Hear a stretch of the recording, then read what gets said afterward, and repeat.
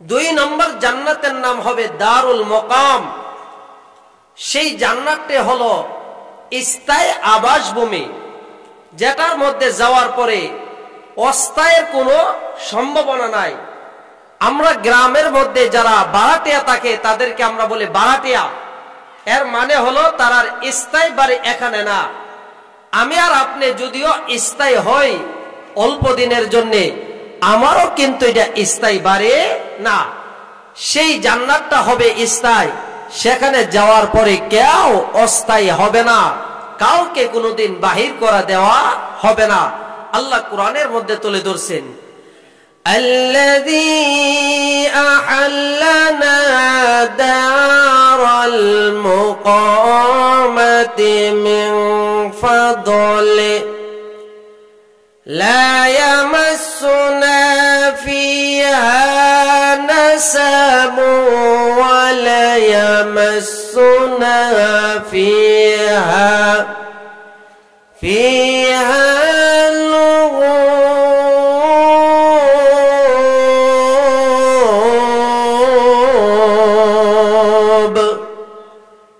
সেই জান্নাতটা মহান আল্লাহ তার বান্দাকে অনুগ্রহ করে দয়া করে দিবেন। যেই জান্নাতের মধ্যে যাওয়ার পরে লা ইয়ামাসসুনা ফিহা নাসাবু ওয়া লা ইয়ামাসসুনা ফিহা লুগুব। যেই জান্নাতের মধ্যে যাওয়ার পরে কোনো কষ্ট, কোনো ক্লান্তি, কোনো ক্লেশ এইগুলা থাকবে তো দূরের কথা, স্পর্শ করবে না।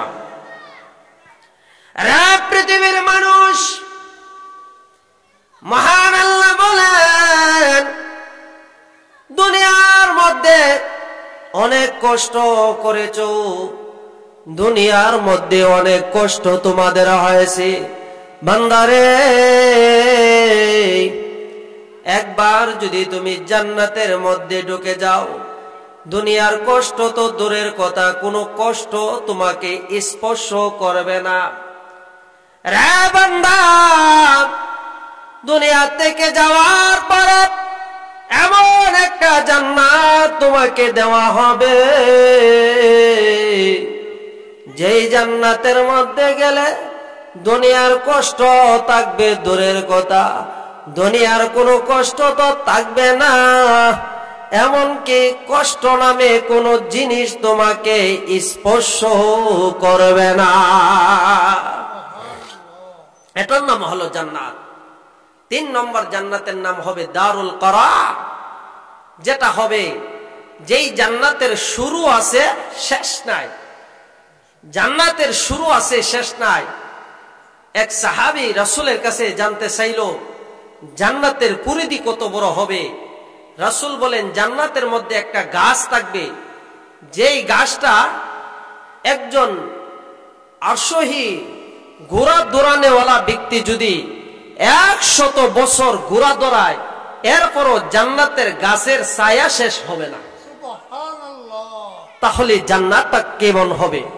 আল্লাহ কোরআনের মধ্যে তুলে ধরছেন, ইয়া কওমি ইন্নামা হাযিহিল হায়াতুদ দুনিয়া মাতা' ওয়া ইন্নাল আখিরাতা হিয়া দারুল করার।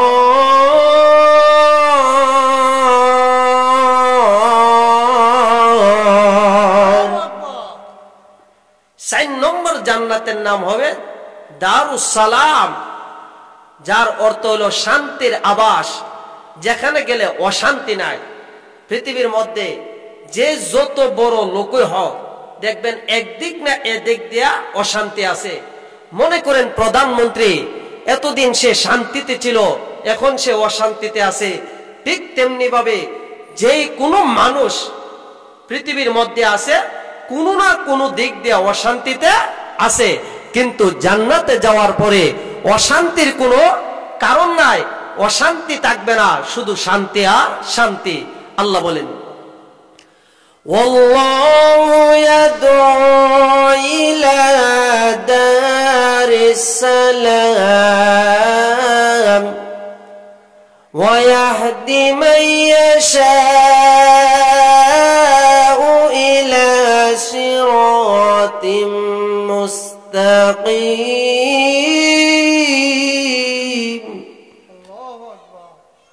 5 নম্বর জান্নাতের নাম হবে জান্নাতুল মাওয়া, ইনদাহা জান্নাতুল মাওয়া। 6 নম্বর জান্নাতের নাম হবে জান্নাতুল আদনান। 7 নম্বর জান্নাতের নাম হবে জান্নাতুল খুলদে। 8 নম্বর জান্নাতের নাম হবে জান্নাতুল করার। এইভাবে 8টা জান্নাতের মধ্যে মহান আল্লাহ বান্দাকে শান্তি আর সুখ দেওয়ার জন্য রাখছে। জোরে কন্যা সুবহানাল্লাহ। এক সাহাবী রাসূলের কাছে এসে বলে, ইয়া রাসূলুল্লাহ, আমি তো কালো, আমি জান্নাতে যাইতে পারবো কি? রাসূল বলেন, হে সাহাবী, তুমি আমাকে দেখে ঈমান আনছো, মরণ পর্যন্ত যদি ঈমানের উপরে অচল আর অবিচল থাকতে পারো, মনে রাখো তোমাকে জান্নাত থেকে বাধা দেওয়ার মতো কোনো বস্তু তোমার সামনে থাকবে না। সাহাবী বলে, ইয়া রাসূলুল্লাহ, এতে তো বোঝা যায় আমার দাম আছে। রাসূল বলেন, হ্যাঁ তোমার দাম আছে, তুমি জান্নাতি। আচ্ছা বলেন, জান্নাতি হওয়ার পরে এর চাইতে বড় দামি আর কেউ আছে? সাহাবী বলে, ইয়া রাসূলুল্লাহ, আমি যদি জান্নাতি হয়ে থাকি এতে বোঝা যায় আমার দাম আছে। আর দাম যদি থাকে তাহলে মানুষ কেন আমার কাছে তার মেয়েকে বিবাহ দেয় না? এর কারণ ছিল, সাহাবী ছিল কালো। কেমন কালো? বলে, ওনাকে কেউ দেখতে আসলে বলা হয়তো আমাকে দেখার দরকার নাই, বাড়িতে যাইয়া ফাতিলের নিচ দিক গেলাও। অর্থাৎ ফাতিলের নিচ যেমন কালো, এর চেয়ে বেশি কালো ছিল ওই সাহাবী।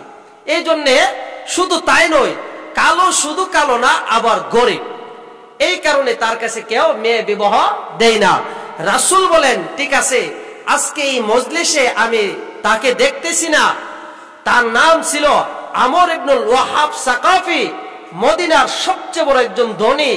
এই ধনী ওনার মেয়ে ছিল এমন সুন্দরী যাকে বলা হয়তো হুরে মদিনা। রাসূল বলেন, তুমি আমার পক্ষ থেকে প্রস্তাব নিয়ে যাও, হুরে মদিনাকে তোমার কাছে বিবাহ দেওয়ার জন্য। জোরে কন্যা সুবহানাল্লাহ। সাহাবী গেছে, আসসালামু আলাইকুম ওয়া রাহমাতুল্লাহ, বাড়িতে কেউ আছেন? বলে, হ্যাঁ আছি। রাসূল আমাকে পাঠাইছে আপনার মেয়ে হুরে মদিনাকে আমার কাছে বিবাহ দেওয়ার জন্য। এই কথা বলার পরে বেড়া বাইরে কো, হ্যাঁ তোমার কাছে বিয়ে দিতাম, যাও। সাহাবী উঠে বলে, দিলে দেন, না দিলে নাই। রাসূল বলেছে আমি জান্নাতি। জোরে কন্যা সুবহানাল্লাহ। রাসূল বলেছে আমি জান্নাতি, বিয়া দিলে দেন, না দিলে নাই। এমনি ঘর থেকে যে মেয়েটা বিবাহ বসবে, যার উপাধি দিল হুরে মদিনা, মানে মদিনার সবচেয়ে বড় সুন্দরী, এই মেয়েটা এমনি ডাক দিয়ে বলে, আব্বা আপনি কি লক্ষ্য করেছেন উনি রাসূলের পক্ষ থেকে এসেছে? আব্বা গো, মহান আল্লাহর পক্ষ থেকে আয়াত নাজিল হওয়ার আগে আপনি জলদি করে বিশ্ব নবীর কাছে চলে যান। রে মা, তুমি কি ছেলে দেখেছো? বলে, না আমি ছেলে দেখি নাই। মাগো, ছেলে অত্যন্ত কালো, শুধু কালো নয়, নাক চেপটা, চেহারার গঠন সুন্দর না। অগমা, শুধু তা নয়, একজন দরিদ্র যে নিজে খাইতে পারে না। মেয়েটা আবার ডাক দিয়ে বলে, আব্বা ছেলে কালো না সুন্দর, চেহারার গঠন কালো না সুন্দর, ধনীরা গরিব সেইগুলো আমি দেখতে চাই না। আব্বা গো, আমি শুনেছি রাসূল বলেছে সে জান্নাতি। রাসূল বলেছে সে জান্নাতি। আমি চাই একজন জান্নাতি ব্যক্তির হাতে হাত রেখে আমিও জান্নাতের মধ্যে যাইতে পারি। আব্বা, কালো না সুন্দর, দারিদ্র না ধনী, এইগুলো আমি দেখতে চাই না। আমি যখন শুনেছি সে জান্নাতি, নিশ্চিত রাসূল জন বলেছে সে জান্নাতি, তাহলে আমি চাই তার হাতে হাত রেখে আমিও তার সাথে জান্নাতি হতাম। আজকে আমরা তো জান্নাতি মানুষ খুঁজতে চাই না, আমরা চাই টাকাওয়ালা ছেলে, আবার জুয়া খেলক, নেশা করক, গাঞ্জা হাক, এতে সমস্যা নাই, টাকা থাকতে হবে না। আপনি একটা জান্নাতি ছেলের কাছে, একটা ফরহেজগার ছেলের কাছে যদি আপনার মেয়েকে বিবাহ দিতে পারেন, মনে রাখেন এই দুনিয়া ক্ষণস্থায়ী, শেষ হয়ে যাবে। চিরস্থায়ী জমানার মধ্যে জান্নাতের মধ্যে আপনি আবাস পেয়ে যাবেন। কথা ঠিক কিনা বলেন? এবার সাহাবী দৌড় দিল বিশ্ব নবীর কাছে, ইয়া রাসূলুল্লাহ, ইয়া হাবিবাল্লাহ, ওগো নবীজি, আমি বুঝতে পারি না আপনার দরবার থেকে আপনি যে পাঠাইছেন, আমার মেয়ে রাজি, আমিও এই বিবাহতে রাজি। আল্লাহর পয়গম্বর ডাক দেয়া বলে, রে সাদ সালামে, মেয়ে যে তো রাজি, আর দেরি করতে চাই না, আজকে তোমাদের বিবাহ হবে, তবে বিবাহের জন্য তোমাকে দেন মোহর দিতে হবে। ইয়া রাসূলুল্লাহ, ইয়া হাবিবাল্লাহ, ওগো নবীজি, কত টাকা দেন মোহর আসবে? আল্লাহর পয়গম্বর বলে 400 দিরহাম। ওগো নবীজি, 400 দিরহাম আমি দিব দূরের কথা, 4 পয়সাও আমার কাছে নাই। আল্লাহর পয়গম্বর ডাক দিয়ে বলে, ওরে সাদ, যাও উসমান রাদিয়াল্লাহু তাআলা আনহুর কাছে, উসমানকে বলবা আমি বিশ্ব নবী বলেছি তোমাকে 200 দিরহাম দেওয়ার জন্য। আল্লাহর পয়গম্বরের সাহাবী উসমান রাদিয়াল্লাহু তাআলা আনহুর কাছে যাইয়া বলে, হে উসমান, আল্লাহর পয়গম্বর বলেছে 200 দিরহাম আমাকে দেওয়ার জন্য। আল্লাহর পয়গম্বরের কথা শুনে হযরতে উসমান 200 দিরহাম দিয়ে দিল। আল্লাহর পয়গম্বরের কাছে নিয়ে আসার পরে আল্লাহর পয়গম্বর ডাক দেয়া বলে, রে সাদ, এবার যাও আব্দুর রহমান ইবনে আউফের কাছে। আব্দুর রহমান ইবনে আউফকে বলবা আমি নবীজি বলেছি 200 দিরহাম তোমাকে দেওয়ার জন্য। আব্দুর রহমান ইবনে আউফের কাছে যাওয়ার পরে আব্দুর রহমান ইবনে আউফ তাকে 200 দিরহাম দিল। এবার 400 দিরহাম হয়ে গেল। বিশ্বনবী বলে, রে সাদ, 400 দিরহাম তো তোমার দেন মোহরের টাকা হলো, এখন তো কেনাকাটা আছে, আরো টাকার প্রয়োজন। যাও তুমি আলীর কাছে, আলী এত গরীব, যার চুলাতে একদিন আগুন জ্বললে 3 দিন আগুন জ্বলে না। রে সাদ, আল্লাহর পয়গম্বরের কথা বলবে, আল্লাহ এবং আল্লাহর রাসূলের কথা শুনলে হযরতে আলী বসে থাকতে পারে না, যে কোনো ভাবে সে ম্যানেজ করে দেয়। তাকে যাইয়া বলবে 200 দিরহাম দেওয়ার জন্য। এবার 200 দিরহাম দেওয়া হলো, মোট 600 দিরহাম বিশ্ব নবীর কাছে দেওয়ার পরে আল্লাহর পয়গম্বর ডাক দিয়ে বলে, যাও 200 দিরহাম নিয়ে বাজারের মধ্যে যাও, যাইয়া তুমি তোমার বিবাহর কেনাকাটা করো। জোরে কোন সুবহানাল্লাহ। আল্লাহর পয়গম্বরের কথা শুনে সাদ সালামি রাদিয়াল্লাহু তাআলা আনহু চলে গেল মার্কেটের মধ্যে, মদিনার মার্কেটের মধ্যে। লা ইলাহা ইল্লাল্লাহ, লা ইলাহা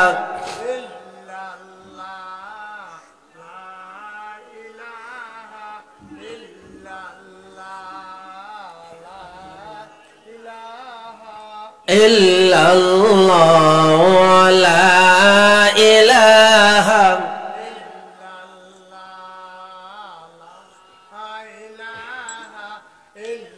লা ইলাহা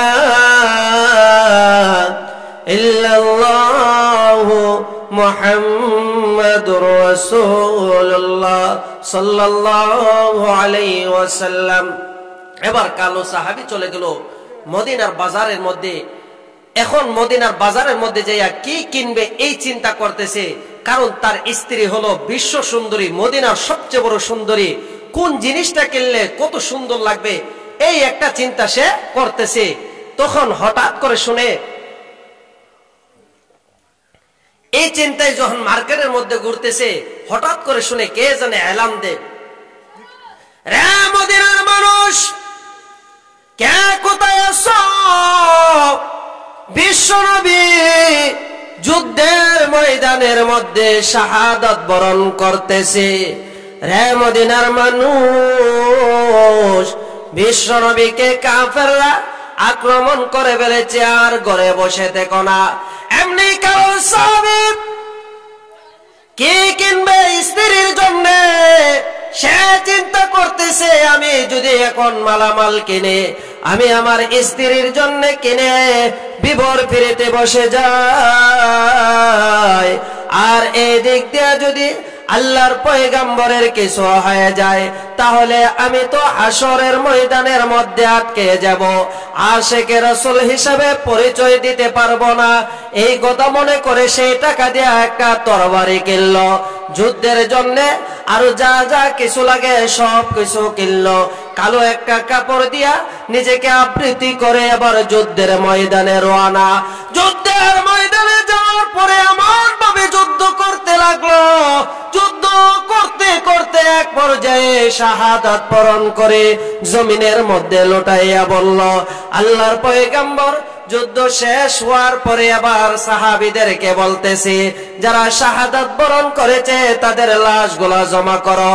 লাশগুলা জমা করতে করতে হঠাৎ করে তাকাইয়া দেখে যুদ্ধের এক ময়দানের কিনারার মধ্যে একটা লাশ আছে, যার শরীরের মধ্যে কালো কাপড় দিয়ে আবৃত্তি, চেহারা চেনা যায় না। আল্লাহর পয়গম্বর চেহারা খুলে তাকাইয়া দেখে উনি কেউ না, ওই কালো সাহাবী সাদে সালামি।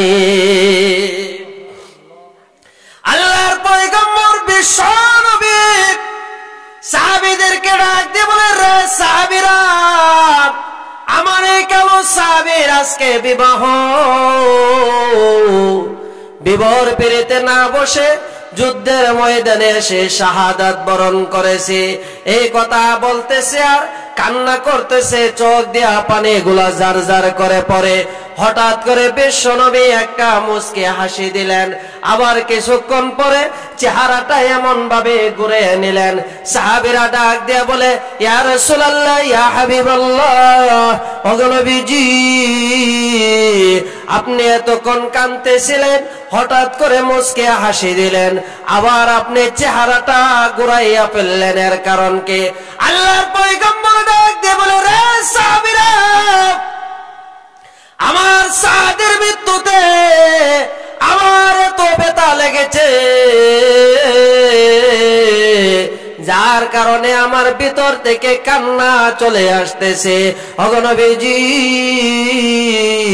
তাহলে আবার যে মুচকি হাসি দিলেন, আল্লাহর পয়গম্বর ডাক দিয়ে বলে, সাহাবীরা রে, আমি যা দেখি তোমরা তা দেখো না। আমার সাদে সালামের জন্য মহান আল্লাহ জান্নাতের 8টা জান্নাতের 8টা দরজা খুলে দিয়েছে।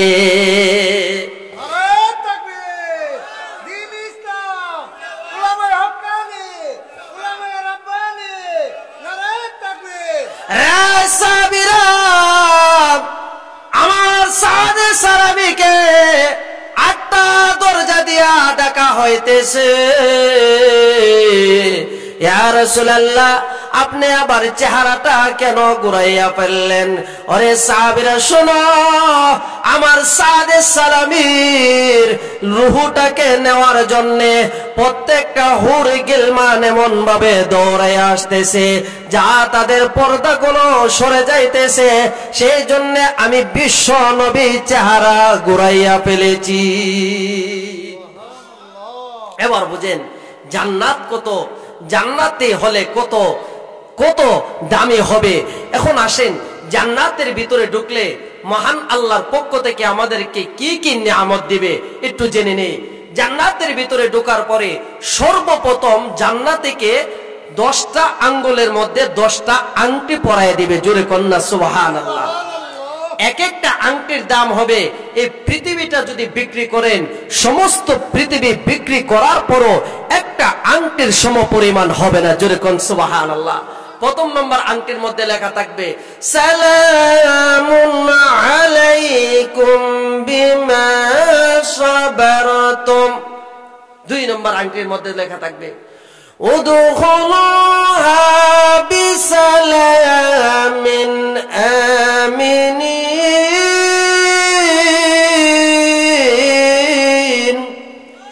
রে বান্দা, উদখুলুহা বিসালামিন আমিনিন, বান্দারে জান্নাতের মধ্যে ঢোকো, এই জান্নাতের মধ্যে ঢোকো, নিরাপত্তার সাথে ঢোকো। আজকে জান্নাতে ঢোকার মধ্যে কেউ তোমারে বাধা দিবে না।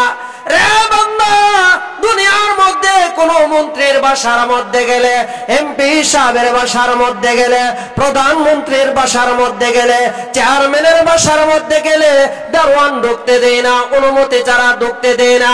বান্দা রে,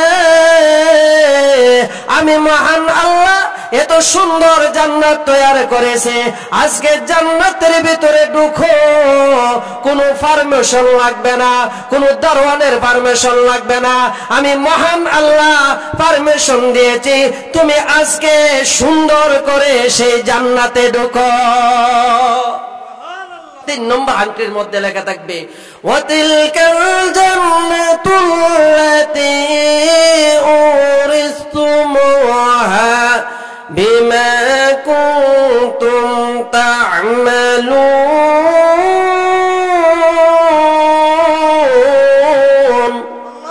এটা ওই জান্নাত যেই জান্নাতের প্রতিশ্রুতি মহান আল্লাহ দিয়েছে। রে বান্দা, দুনিয়ার মধ্যে তোমরা ছিলে, দুনিয়ার মধ্যে অনেক কষ্ট করেছো, এক ওয়াক্ত খাইলে আরেক ওয়াক্ত খাইতে পারো না। বড় বড় মাছগুলা বাজারে দেখছো, 7 টাকার পরও সামর্থ্য নাই, খাইতে পারো না। বান্দারে, দুনিয়ার মধ্যে গরিব ছিলে, তাই বলে জীবন যাপন করতে যাইয়া কষ্ট হয়ে গেছে। আজকে তুমি জান্নাতের মধ্যে আসো, ওই জান্নাত যেই জান্নাতের প্রতিশ্রুতি মহান আল্লাহ দিয়েছিল, আজকে সেই জান্নাতের মধ্যে ঢোকো, আর জান্নাতের নিয়ামত গুলা তুমি ভোগ করতে থাকো। সেই জন্যে আমরা যদি জান্নাতে যাইতে চাই, তাহলে জান্নাতের কাজ করে যাইতে হবে। কথা ঠিক কিনা বলে? জান্নাতের কাজ যদি করতে চাই, তাহলে কি করব? আমরা নামাজ, 1 নম্বর শর্ত হইল নামাজ লাগবে। নামাজ ছাড়া বাবা জান্নাতে যাওয়া যাবে না। আল্লাহ তাআলা আমাদের সকলকে জান্নাতে যাওয়ার যত কাজ আছে নেক আমল করে জান্নাত দুনিয়া থেকে উপার্জন করে যেন যাইতে পারে, সেই তৌফিক দান করুন। ওয়া আখিরি দাওয়ানা আনিল হামদুলিল্লাহি রাব্বিল আলামিন।